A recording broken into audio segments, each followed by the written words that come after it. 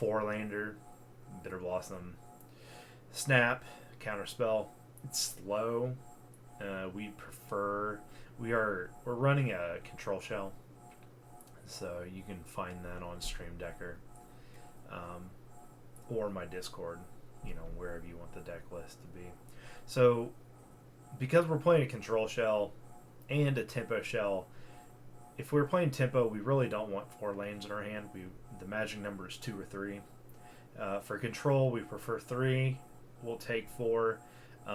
When you start getting into 5-lane hands, 6, 7, things like that, you want to really think real hard about pitching them. But having 5 land in your hand starting is not impossible. It's not the worst thing in the world either.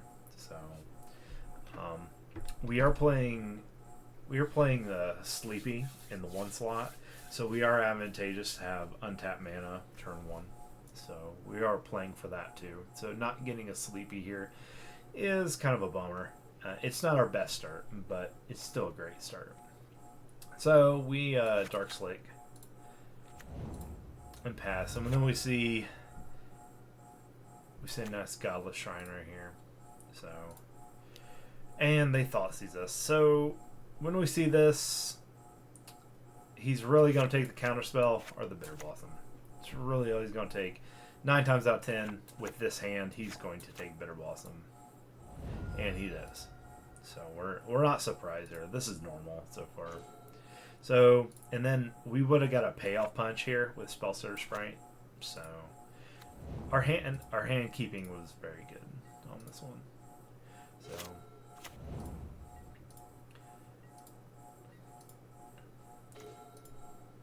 So one line here is, instead of passing the turn to go to my turn, I could have went ahead and threw Snapcaster Mage down here just to start an engine and a clock. This does a couple things. It forces him to use a removal spell or beginning to, chip at his life a little bit. So it creates that threat. Other than that, it's not really a big deal if it goes away or not. We're not even going to protect it. Like, it's just there for a threat. So I choose, because of him playing the colors he's playing, and I'm seeing a Thoughtseize, I'm thinking he's going to play something slower. It's going to be slower. He might be playing Abzan. He might be playing more colors. We don't know yet. So I'm opting to go to a more control style game instead of throwing it out there and trying to grind the tempo out early. So we have to make that establishment within the first couple turns. Are we going to be the aggressive deck and tempo them out, or are we going to sit back and control things and kind of play our hand as it unravels and play the more control style games? Since I'm playing a control list, I have more of that option to do that. If I was playing more of a tempo list, I would be more incentivized to throw the Snapcaster Mage down to start that clock, because we have more threats, we have more things to get the job done. So anyway, moving on. That's my initial thinking here, that we're just going to draw go, or land go, and pass turn. So he plays Urborg, so he plays another Thoughtseize. So, and at this point, we just have Sprite here. So, sometimes this is, better, but we know he's going to take Counterspell. Like, we want Counterspell next turn. No matter what else he plays, we definitely want to protect this Counterspell. That's why we're doing this. Go ahead and take that. And then we find out he's on Pox. So anytime we have a Pox deck, he's going to be efficient with his land sacrifice to go get a Plains with the Flagstones here. But they're going to be tied up in Sorcerer Speed most of the time, and he will punish us for not flooding out, basically. So, as most land destruction decks go. So, we go ahead and throw the Counterspell, hoping to play the Snapcaster Mage. The reason why I pointed out the line of throwing the Snapcaster Mage down turn 2 was because eventually it was going to be advantageous for us to do so. And I know he has the Pox here, and he would have probably Poxed and got this Snapcaster Mage out of the way, so it might have been the right call not to play it, because the whole reason he's playing Pox here, he might not have had it. If he did have it in his hand, then he might have held on to it just so he gets the 3-for-1. So, but we're not sure about that, if he had it in his hand or not. So that's the line that I came to the conclusion that we could have took. So we'll go ahead and do that. No reason to shock ourselves. Even we're not even bluffing like Cryptic Command. So we have Counterspell. He knows we're playing Counterspell now. He's seen our hand twice. So, and again, if we would have kept Counterspell here, we could have cast it. It would have just been for a 1-for-1. At least I get the Snapcaster here to start that engine, and nothing else should occur here. So then he plays Inkmoth Nexus and locks it on Warhammer. Now, for those of you that have played Magic for a long time, we have not seen this card be played since 10th. This was played all the time when 10th first came out. It was played in Orzhov Faeries for a while, as a lifelinker to be able to battle Bitter Blossom tokens and the life loss off of it.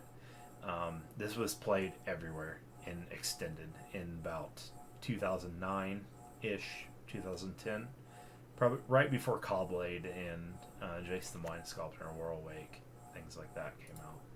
So it is nice to see this. Now we have to also worry about this. We have Infect Flyer with the Lockstone Warhammer. So we're really hoping we get like a Bitter Blossom, because the Bitter Blossom shuts him out. But I can't block this, so the Snapcaster Mage comes out. And we just go ahead and attack. But we're going to be worried about Infect here. We do get a counter spell for backup a little bit. He has 1 card, so we know whatever he has in his hand we can counter and take care of. So the actual... This causes 2 problems here. This causes Infect and Lifelink.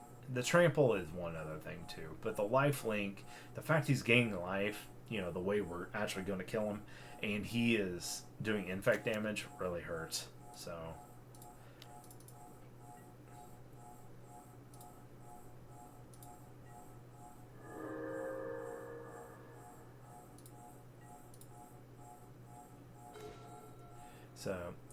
don't worry, Zach. I'll be here all night. I'll be here for a while. So we draw another counterspell. That's good. He only has 1 card, even if he draws another. But we really wanted removal here to be able to block and throw something in front of this. The best thing about Lockstone Warhammer is he has to pay every time to do it. So he's paying to activate and paying this to equip. So at least he has to do that. It's mana intensive, so it's slower. We don't have to worry about any big bombs that he's going to play. So he's playing like a, black, white, Infect, flying, Infect deck, which is kind of different. It's slower. It's definitely slower than its Simic counterpart. So Simic counterpart is very, very linear.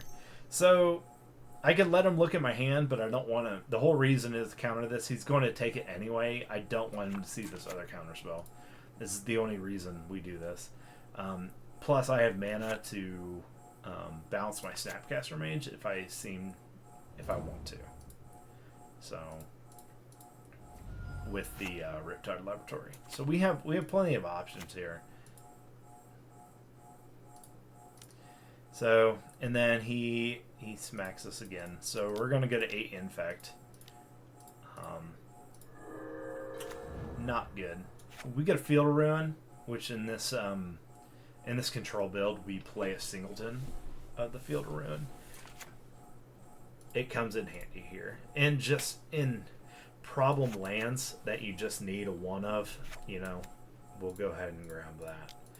So it just helps in situations like this.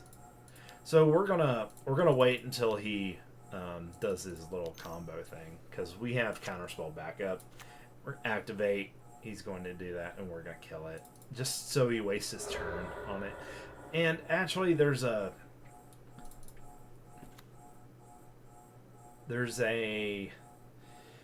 argument we should just let him like do this and let it hit, and then let him attack and do that. But why wait, kind of thing. So, and this is kind of the reason why, because he has the Lingering Souls in his graveyard that he discarded early with the Pox, I believe. So we know he's on black-white tokens, kind of a black-white token kind of list, which immediately tells us that he's trying to grind us out. So the reason why Lingering Souls cannot be played in this current meta is solely based on Fury. That is it. That is the only reason that it's not being played. So to see it, and in the fact that Scam is playing Fury and mainboard Graveyard Hate with Dolthy.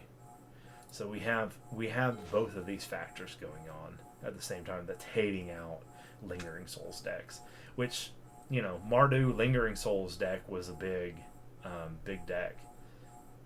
So I remember Young Pyromancer being played a lot in the Pro Tour with Mardu not too long ago. I forget the pro player that was playing it though. So if you remember what pro player took Mardu, Young Pyromancer, and Lingering Souls to Pro Tour and did well with it, let me know in the comments, because I forget off the top of my head. So anyway, as he's going, this kind of solidifies the Infect theme going on for Extra Crusader. So pro white, pro red, first strike. The first strike of this is actually the problem, and because we're at 8 Infect, you know, he can kill us if we don't, because we're at 8, and he can do 2 to us. So, and then the trample here is not good.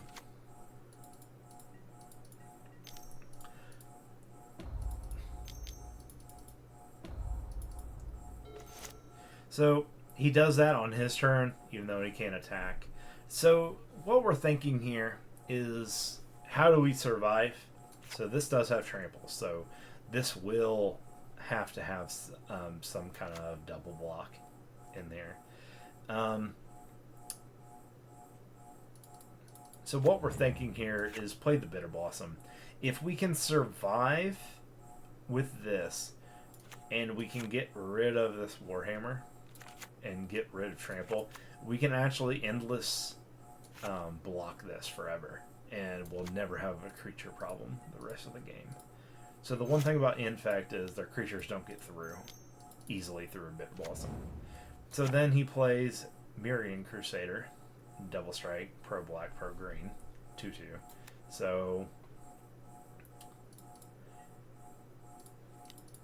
we go ahead and we see this. We untap Sleepy.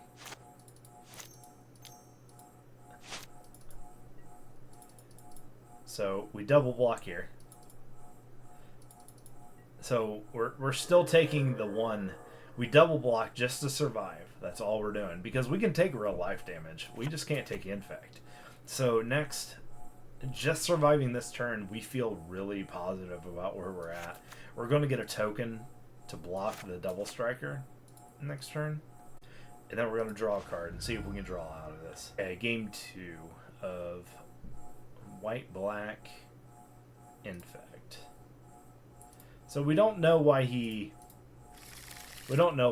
conceded last game, but he did. So we're down a game. And again, we see another hand. We're 3 lands. This is really good. Fairy Fencing is bad, so I think I'm gonna make a video just going through all the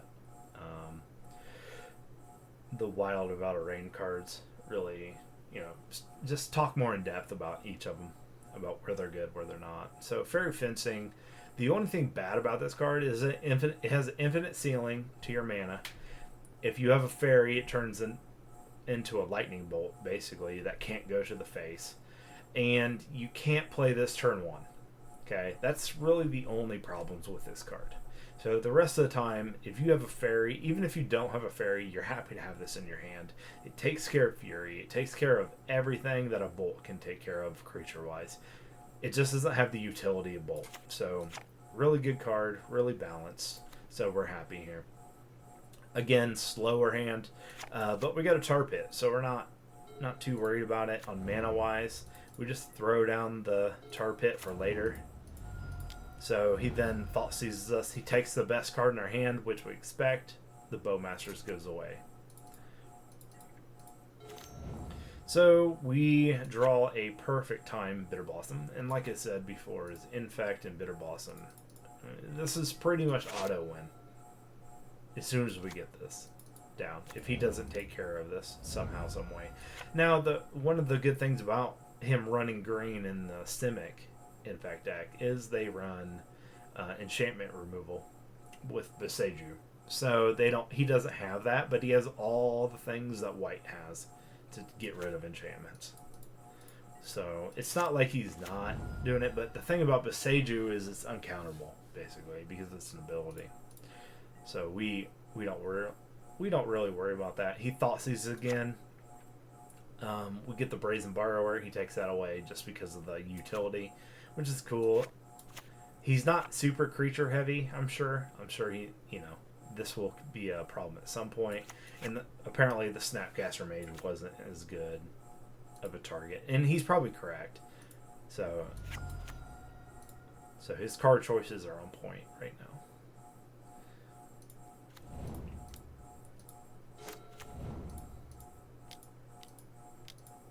So, sideboard tech, old school, Fulminator Mage. So, Creeping Tar Pit is good as gone. So, we just have to basically accept that at this point, that he's going to blow this up. The question is do I want this to last longer or later, or do I care? And the question is, I'm just going to force the issue here. And if we're playing like Cryptic Command or some huge 4-drop, we actually try to stall this so he doesn't interrupt our mana curve here. So, and that's what we want to do. We want to, because we're not playing that kind of style of deck where we have 4 Cryptic Command, where 4 mana is like the pinnacle of our deck and where we want to be. We go ahead and force this transaction to happen and then move on to our turn. We have our 3rd land in hand, and hopefully we get our 4th eventually. But we're good here. So we're going to do that. We're going to maximize value. Get the Faerie Fencing. Play the Snapcaster. We'll have 3 damage. He'll be at 10. So he'll likely be dead in 4 turns. So, and that's what we're planning on right here. Now, the biggest problem is we have a land, and he has 4 cards unknown in his hand that are probably gas. So... But he's playing Pox, so we can guarantee that some of that is going to be pretty slow. So we're going to go ahead and we're going to attack, take him down to 10, play Sleepy. So we're kind of on the Sleepy bandwagon right now. This is where we're going to go with this. And we just played that out there. We're going to untap it, take a counter off of it.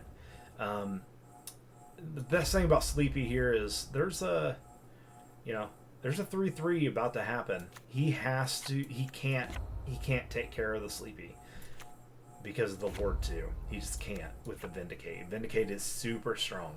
It is super strong. Anybody playing this card, they can take out whatever they want with it. So, it's obviously great. He takes out Bitter Blossom instead, and that's going to eventually lead to his downfall here. So we are a game behind. So we untap, take counter off, speed that up. So we get another Sleepy. We go ahead. We pretty much... The question is he playing board wipes? And the thing about Sleep Curse Faerie is he's prone to board wipes. So if I overextend, then I don't really have a good way to come back. But the thing is, Sleepy takes so long to get back up with me not having like 6 lands in play. I pretty much am forced to play the Sleepy, whether I like to or not, whether he has a board wipe or not. We just have to play to our strategies. Not really worried about this. We have tokens to block this, so black and green. So, well, guess I can't block it with a token, but I can block it with a snap if I need to. So, but this with the Warhammer is bad news, because this thing 5/2 double strike, lifelink trample is bad news. So we have to gotta watch out for that. Again, we take this off so we can attack next turn. And then we get opt. So here we go. We could opt main phase too. I chose not to. But I will end up main phasing, I believe, yes. To see whatever we get. So we get our 4th land, which we're happy to grab. So I'm gonna go ahead and grab it. We don't really have to grab the land, but because I had my land drop and the odds, if I really, really want to, I can shuffle my library here and get a fresh draw off the top. He then is so far behind that we obviously kill him next turn with a bunch of damage, leaving up Snapcaster so he can't pull off some crazy, double strike maneuver.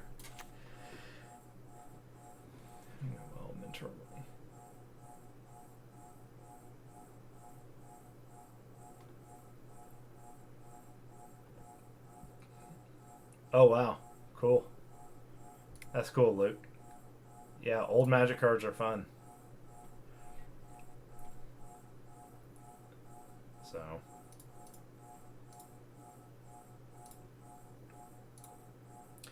okay. So game 3 of Orzhov Infect. So we've seen it, we've seen it both ways.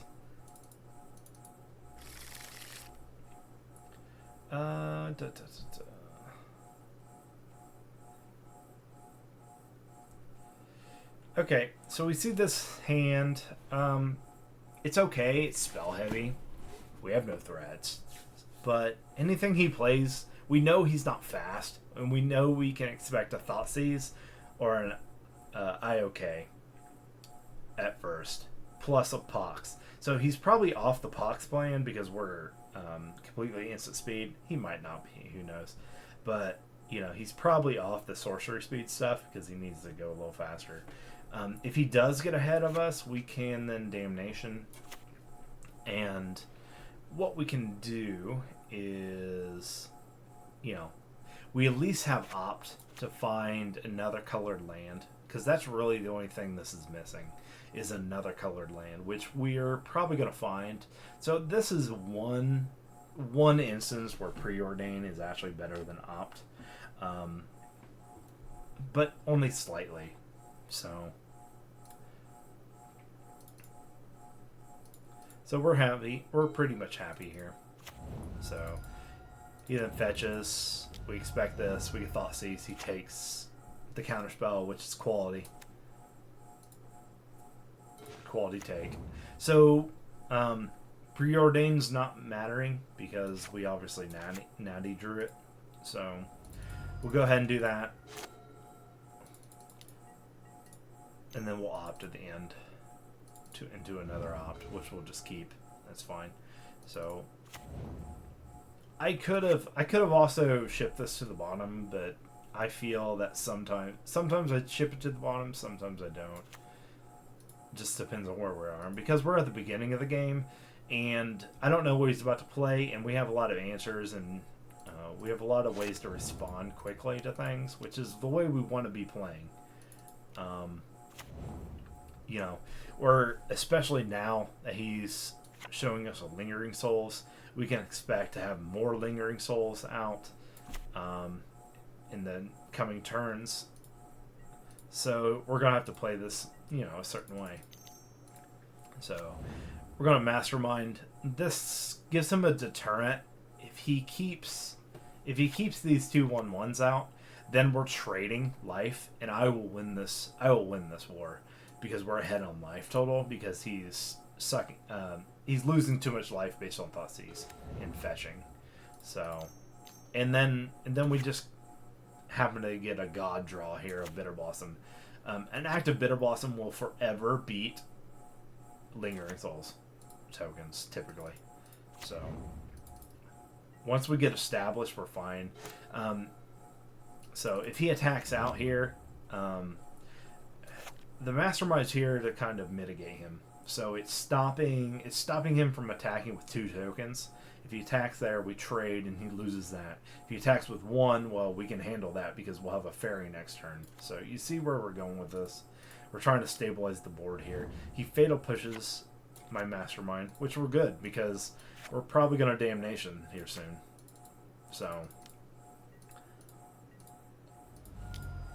So, and this play didn't make sense to me. He's forcing my Damnation out of my hand, so that's the only thing, is he wanted to play on curve. Instead of just kind of rolling these out, he's playing into me too much, so I feel like this is a mistake, and this is kind of where we take over the game. So he does this. He knows we have everything except for the opt in our hand. So we go ahead and opt, get the drown, get the token. It's an easy Damnation. So we don't play Damnation a lot, but this meta calls for it. So, and it just happens to beat this deck pretty hard. So we're okay to tap out. Unite! He plays a Phyrexian Crusader, which we're afraid of if he has a Lockstone Warhammer. For science! But we do have ways to kill it, so we're not super worried about it. We go ahead and take it with Drown because we don't want him to play some huge Planeswalker, and we're holding this out for the Planeswalker. So we're kind of doing that. And now we're just building tokens. So because he can't tempo us out anymore with tokens because he doesn't have enough Lingering Souls in his hand. So, and even if he did Lingering Souls, we're going to be even. He'll do nothing but neutralize the board. And eventually we'll start attacking into him and we'll be fine. So we get a Force Negation, which is nice. Little backup. Get another Edict. So he's not feeling too hot right now. So we drop game 1.